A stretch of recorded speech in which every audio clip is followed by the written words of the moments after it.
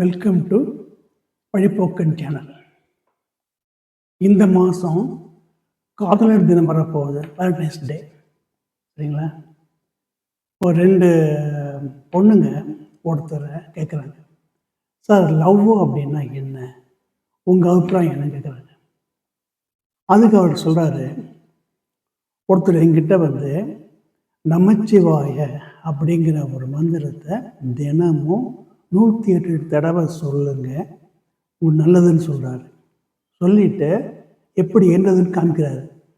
1 2 3 4 5 6 7 8 9 10 11 12 13 14 15 16 17 18 இந்த மாதிரி 108 தடவை சொல்லணும் அப்படின்னா how many times you should count அப்படின்னு கேட்குறாரு.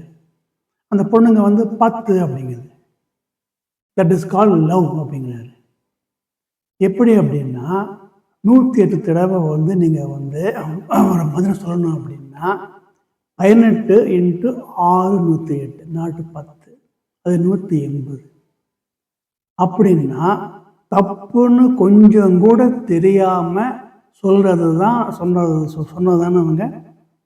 That is call love. It is a mighty obsession. தப்பு கணக்கு. அவங்க ஷாக் ஆகிடுறாங்க.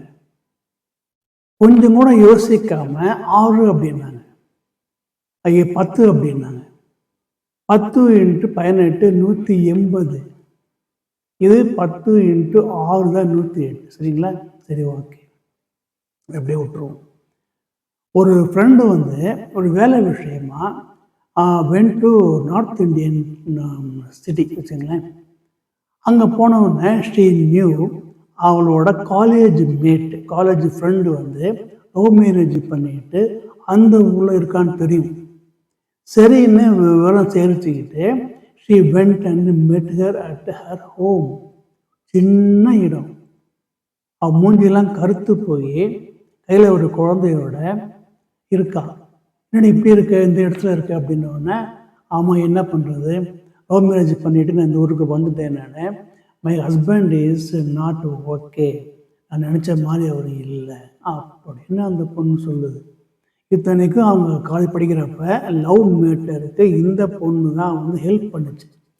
என்னடியே நல்லவனாச்சு அவன் அப்படின்னா, ஆமாண்டி அப்படி தான் இருந்தான், அப்புறம் மாறிட்டான், 2 வருஷம் ஆச்சு, வேலைக்கு போகிறது கிடையாது, பரவாயில்ல அப்படின்னு பேச. நான் வேலைக்கு போகிறேன், ஆனாலும் எங்கே பார்த்தாலும் கடன், எப்போ பார்த்தாலும் குடி, எப்போ பார்த்தாலும் தகராறு, தெரியாத ஊரில் வந்து தகராறு பண்ணிக்கிட்டேன், என்ன செய்ய முடியும்? ஒன்றும் பண்ண முடியாது. இப்படி பண்ணுறார் அப்படின்னு ஒன்று ரொம்ப ஷாக் ஆகிட்டா இந்த பொண்ணு. நல்லவன் எப்படி மாறினா அப்படின்னா, ஆமாண்டியா அப்படித்தான், கேட்கறதுக்கு யாரும் இல்லை, நானும் வந்து நம்பிட்டேன் அவரை, இப்படி வந்துட்டேன். சரி, திரும்பி போக வேண்டியது என்ன அப்பா அம்மா கிட்ட, என்னப்பா வந்து வெளுத்து விடுவது என்ன அப்படின்னா தயங்கினா. நான் வந்து கேட்டு பார்த்தேன், அவங்க வந்து இந்த மாதிரி இன்னமும் நீ என் பொண்ணு தான், உன் குழந்தைய கூட்டிகிட்டு வந்துடு, நாங்கள் உன் லைஃப்பை பார்த்துக்குறோம் அப்படின்றாங்க. நான் தயங்குறேன் நான் அப்படின்னு சொல்கிறாங்க. அதாவது லவ் பண்ணுறப்ப இந்த உலகத்திலேயே ரொம்பவும் நல்லவனாக தோன்றின ஒரு ஆள், ஒரு இளைஞன் கல்யாணம் பண்ணிட்ட அப்புறம் வந்து டோட்டலாக மாறி இருக்கான். வேலைக்கு போகிறது கிடையாது, ரொம்ப எங்கே பார்த்தாலும் கடன் வாங்கிறது, பொறுப்பே இல்லை. ஏன் இப்படி மாறினாங்க அப்படின்னா அப்படி தான். இதை வந்து அந்த பொண்ணு யார்கிட்டையும் சொல்லி வருத்தப்படவே முடியாது. ஏன் அப்படின்னா லவ்வில் வந்து there is one thing is called ownership syndrome. இந்த முடிவு நீங்கள் தான் எடுத்தீங்க. நாங்கள் போகிறோம், நான் போகிறேன், ஏன் இஷ்டம், ஏன் லைஃபு, ஏன் முடிவு, சொன்னது யார்? நீங்கள் தானே. இப்போ எந்த மூஞ்சியை வச்சுக்கிட்டு எனக்கு வந்து கஷ்டம் சொல்ல முடியாது. ஆனாலும் அவங்க அம்மா அப்பா தான் கூப்பிடுறாங்க. இதை அப்படியே விட்டுருவோம். ஏன் அப்படின்னா love and all that happens only when it happens, it won't happen when you will it. இவனை பார்த்தா உலகத்திலேயே நல்லவன் மாதிரி இருக்கிறதுக்கு காரணமே அந்த ஆணோ அந்த பெண்ணோ பக்கத்தில் இருக்கிறது தான். பார்த்துங்க, ரொம்ப இம்பார்ட்டண்ட். ஏன் நஸ்திரிக்கான்னு சொல்லுவாங்க. the person who is nearby. ஒரு ஏர் ஹாஸ்டஸும் ஒரு பைலட்டும் தான் லவ் பண்ணி கல்யாணம் பண்ணிக்கிறாங்க. சரிங்களா? ஒரு பேங்க் மேனேஜர், ஆஃபீஸர் கல்யாணம் பண்ணிக்கிறாங்க. ஒரு டாக்டர், ஒரு நர்ஸ் கல்யாணம் பண்ணிக்கிறாங்க. ஒரு ஹெட் மாஸ்டர், ஒரு டீச்சர் கல்யாணம் பண்ணிக்கிறாங்க. இது காரணமே அவங்க பக்கத்தில் இருக்கிறது தான். ஏர் ஹாஸ்டஸும் ஒரு பேங்க் மேனேஜரும் கல்யாணம் பண்ணிக்கவே முடியாது. But not talking about love. ஏன் அப்படின்னா, there was absolutely no chance for them to meet daily.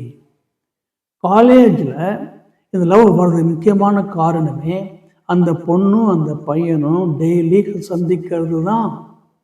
they meet daily. ஒரு காலேஜ் பொண்ணுக்கும் பகல் கவர்மெண்ட் வேலை பார்க்குற ஒரு ஆணுக்கும் லவ் வரவே வராது. Because there is no chance for them to meet.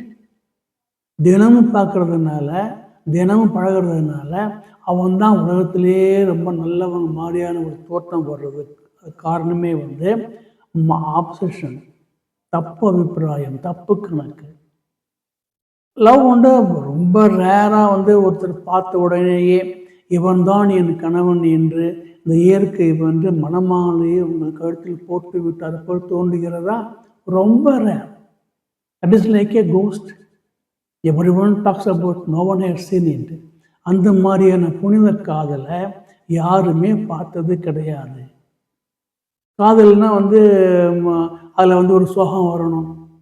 இது காரணம் என்ன அப்படின்னா, 2 பேரும் மீட் பண்ண முடியாமல் போச்சு அப்படின்னா, ஒரு படத்தில் வருது, ஒரு ரோஜாவான், அதுக்கு மேலே ஒரு குருவி உட்கார்ந்துருந்தது தான், அந்த வெள்ளை பக்கத்தில் முள் இருந்தது தான், அந்த முள் அந்த குருவியை கிழிச்சுதான், குத்திச்சான், கீழே இருக்கிற ரோஜா மேலே ரத்தம் பட்டு தான் செப்பா போயிடுச்சான் ரோஜா அப்படிங்கிற மாதிரியான கதையெல்லாம் நடக்கிறது கல்லூரியில் தான். ஏனென்றால் they have a chance to meet together daily. இதுவே ஒரு 6 மாதம், ஒரு வருஷம் பையன் போயிட்டான் அப்படின்னா அந்த லவ் இருக்கும் சொல்ல முடியாது.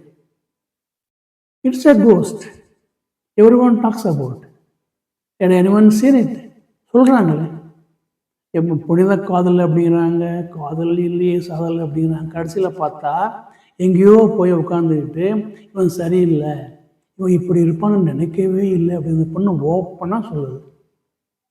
ரீசன், ஒரு முழுமையான மனிதன் இந்த லவ்லெல்லாம் படம் விழமாட்டான். A girl has got a duty. நம்ம வீட்டில் அம்மா அப்பாவுக்கு நம்ம வேலையை போய் சமாளித்தரணும்னு நினச்சா அந்த லவ்வெல்லாம் வராது. பொறுப்புள்ள ஒரு பையனுக்கு லவ்வெல்லாம் வரவே வராது.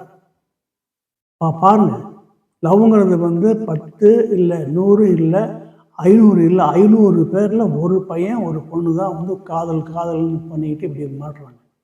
மற்றவங்களாம் காலேஜ் வந்திருக்கோம், படிக்கணும், வேலை கிடைக்கணும், ரொம்ப டஃப்பான காம்படிஷனான அந்த வேர்ல்டு அவங்களுக்கு புரியுது. அவங்களுக்கு it's a very competitive world.